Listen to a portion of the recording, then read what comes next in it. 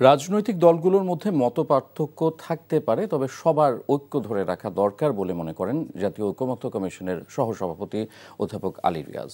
মঙ্গলবার জাতীয় প্রেস ক্লাবের তফাজ্জল হোসেন মানিক মিয়া হলে আয়োজিত এক অনুষ্ঠানে তিনি কথা বলেন ঐক্যের জায়গা থেকে রাষ্ট্র কাঠামো জবাবদিহিমূলক হওয়া দরকার ছিল। কোনো অবস্থাতেই দেশ যেন নতুন করে স্বৈরতান্ত্রিক হয়ে উঠতে না পারে সে বিষয়ে সবার সজাগ থাকা দরকার।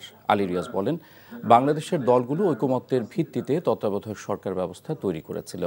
এখন জাতীয় ঐক্যের কথা আলোচনা হচ্ছে, যা লিখিত রূপ হিসেবে জাতীয় সনদের কথা বলা হচ্ছে। বর্তমান প্রেক্ষাপট বিবেচনায় রাজনৈতিক দলগুলোর মধ্যে ভিন্ন মত নেই বলেও জানান তিনি।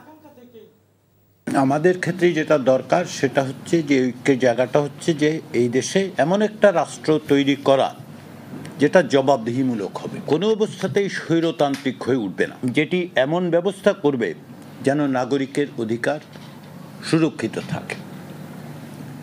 এই জায়গায় কিন্তু ঐক্যগুলো আছে, ফলে রাজনৈতিক মত পার্থক্য সত্ত্বেও এই ঐক্যগুলো ধরে রাখা দরকার।